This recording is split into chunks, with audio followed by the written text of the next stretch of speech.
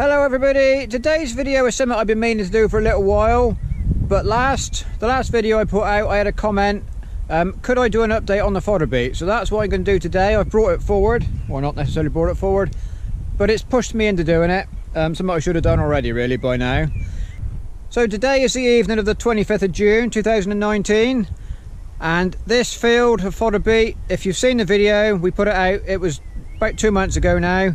So this was drilled on the 30th of April, and if things go to plan, this video will come out on the 30th of June. So it's exactly 2 months after drilling when hopefully you can be watching this video, if you're watching when it comes out. Now if you watched the drilling video, you'll know I was concerned at the time about leather jackets. We found some in the field and we actually held off drilling for a week because they were there, and then we came back in the week later, and that was when I filmed on the second attempt when I actually drilled the whole field. So we were concerned about the level of leather jacket infestation in this field because it was a grassland field being ploughed out, going into fodder beet, and we said that in the video. We talked about that and why it was, and I said I would come later in the season to update you as to whether we got away with it. And as you can see, we did. It's done very well. You can see it's patchy, there is a few gaps, whether that's leather jackets, whether that's whether they grew and got eaten. You can see there's 2 or 3 missing there. We don't know, but the gaps are not enough to cause an issue. As you can see, we've got full rows up there,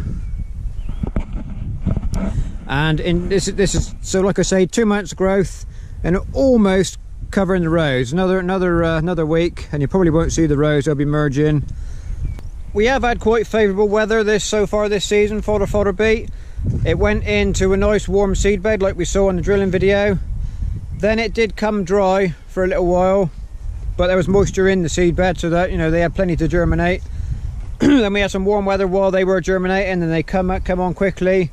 And June for us, for a lot of England anyway, it's been quite a wet month, and fodder beet likes the moisture when it's getting going. So whether that was ideal conditions to make it grow really quick and get away from the leather jackets, or whether it was because the level of leather jackets wasn't high enough to cause an issue, we don't know. I think they have had some for sure. You know, we do have a few little gaps. So we've just had a warm weekend. We did a few bales of silage. I might film picking that up, don't know yet. And so today is Tuesday. It's Tuesday evening now. Monday evening, Tuesday morning early, we did have 10 millimeters of rain, and we've got some very hot wet weather coming over the next weekend, and it's looking dry as far as we can see now from now on. So hopefully we'll get a bit of haymaking done. So with regards to what we've done with this crop, it was ploughed. It was ploughed over Easter, it was power harrowed, and then it was drilled, like I say, on the end of April. So once the grass was sprayed off, we coated it with dung. We spread rotted dung over it, and it did get some slurry as well, a little bit of slurry before ploughing. And since then we have not put any fertiliser on it. It's just had that manure to get it going. It has had one spray to take the weeds out a few weeks ago now, and as you can see, it's worked very well.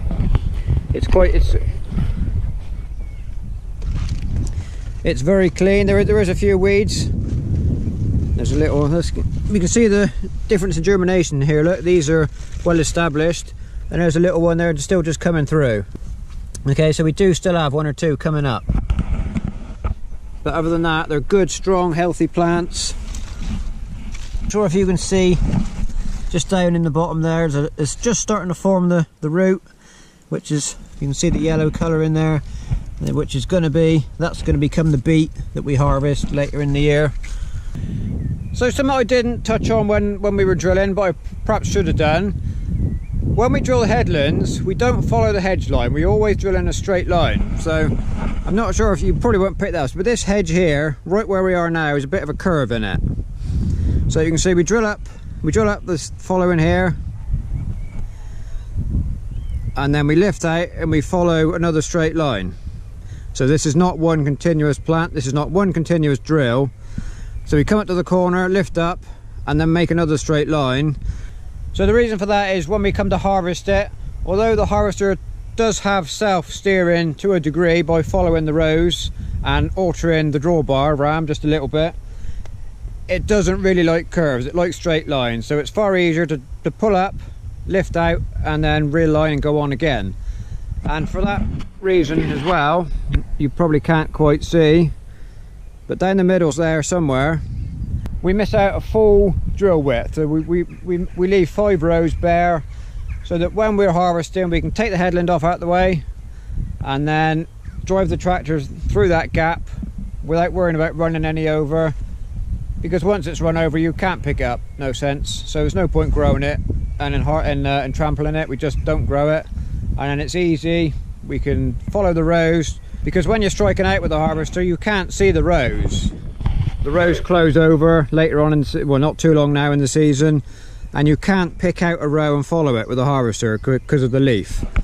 So by leaving that gap there, we can just run down and then run a circle and get it without running on any crop. So that's the reason for leaving the gap. So something I touched on earlier and went into some depth in the drilling video was the fact that we went round once with the drill and then we pulled out and waited a week. And that's quite apparent here. So you can see the first 5 rows that side was that first drilling, and then we came back a week later and drilled the rest of the field.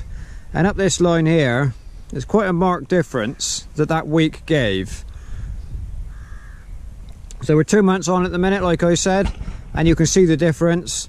But I'm pretty sure by the time we come to harvest, 1 week delay in drilling, it's not going to be a noticeable difference. And even though it turns out we didn't get a massive leather jacket issue, still believe it was a far wiser decision to hold off for a week than it was to chance it. And whether it paid off or not we don't know, but we've got a crop now, so that's the main thing, and it's looking good. Very pleased with the way it's looking, apart from the gaps. So I think that's just about covered everything we needed to cover. So this is kind of a 60-day-old crop now, so I think what we'll do, we'll come back in another 2 months, late August time, because we will have had a lot of summer on it by then, potentially a lot of dry weather, and there will be some good sized roots by then. Hopefully we can see how we're developing. So I think we've kind of covered everything we needed to now. So I'll say thank you very much for watching, and we'll see you next time.